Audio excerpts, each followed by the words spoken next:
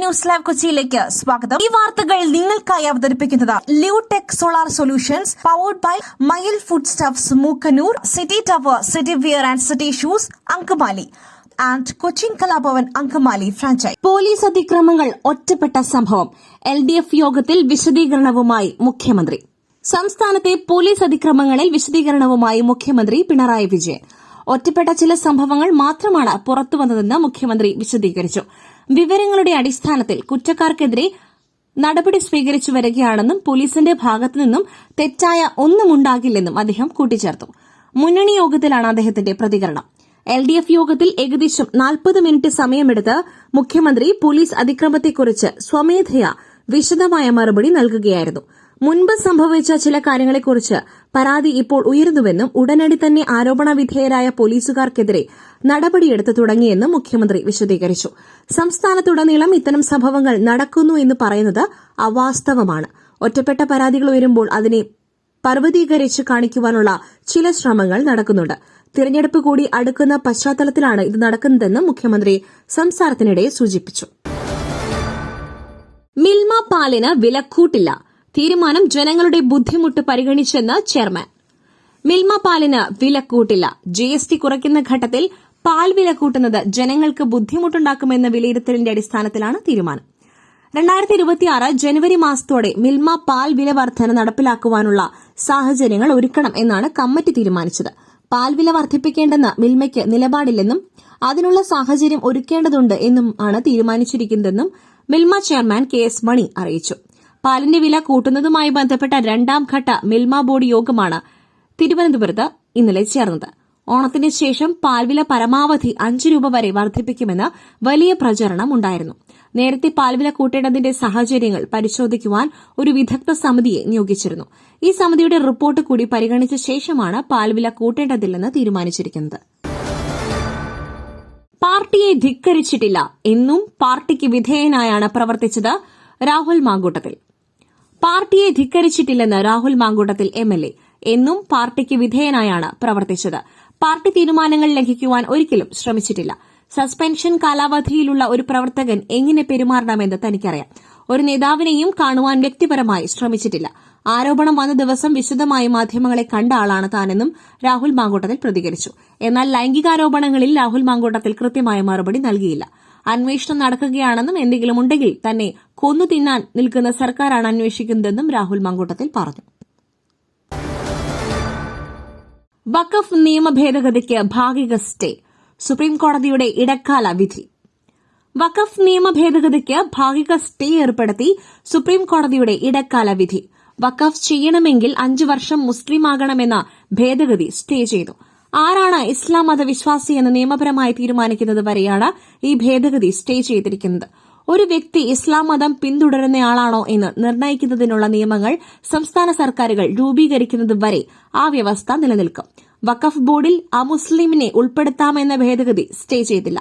വഖഫ് സ്വത്ത് സർക്കാർ സ്വത്ത് കയ്യേറിയിട്ടുണ്ടോ എന്ന തർക്കം സർക്കാർ നിയോഗിക്കുന്ന ഒരു ഉദ്യോഗസ്ഥന് നിർണ്ണയിക്കുവാൻ അധികാരം നൽകുന്ന വഖഫ് ഭേദഗതി നിയമത്തിലെ വ്യവസ്ഥ സുപ്രീംകോടതി സ്റ്റേ ചെയ്തു. Chief justice BR Gavai, justice AG Masih എന്നിവരുടെ ബെഞ്ചാണ് വിധി പറഞ്ഞത്.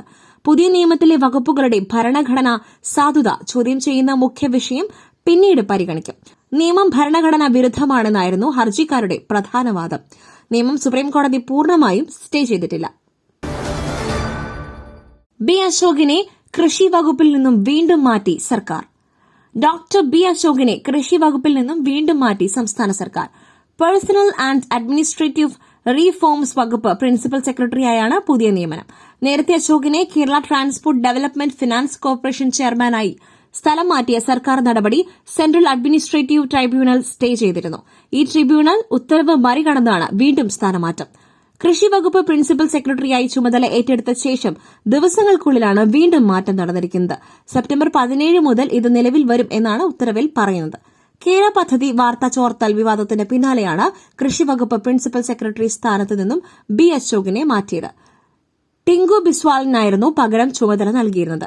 കേര പദ്ധതി വിവാദവുമായി ബന്ധപ്പെട്ട B. അശോകിനായിരുന്നു അന്വേഷണ ചുമതല ഉണ്ടായിരുന്നത്.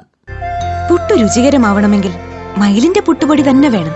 അതിന് ചെമ്പാപ്പുട്ടാണെങ്കിലും അങ്ങനെ തന്നെ. മയിൽ റൈസ് ആൻഡ് ഫുഡ് പ്രൊഡക്ട്സ്, ശ്രേഷ്ഠം സമ്പുഷ്ടം.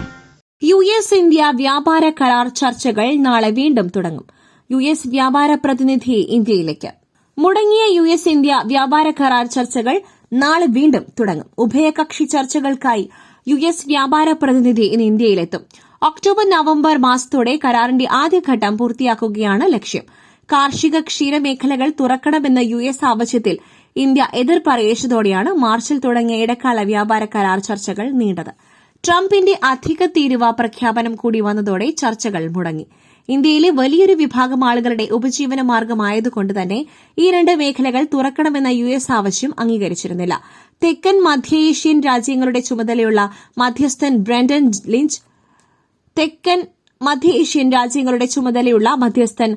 ബ്രെൻഡൻ ലിഞ്ച് വാണിജ്യ വകുപ്പ് സ്പെഷ്യൽ സെക്രട്ടറി രാജേഷ് അഗർവാളുമായാണ് കൂടിക്കാഴ്ച നടത്തുക.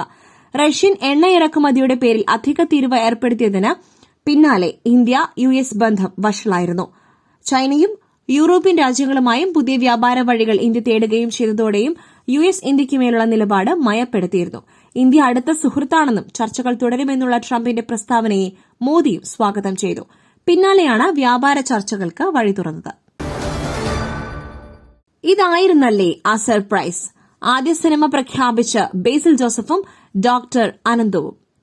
എഡ്യൂക്കേഷൻ സെക്ടറിൽ ചരിത്രം സൃഷ്ടിച്ചിട്ടുള്ള സൈലം ഫൌണ്ടറായ ഡോക്ടർ അനന്തവും സംവിധായകനും നടനുമായ ബേസിൽ ജോസഫും ചേർന്ന് നിർമ്മിക്കുന്ന ആദ്യ സിനിമ ഒക്ടോബറിൽ ചിത്രീകരണം ആരംഭിക്കും.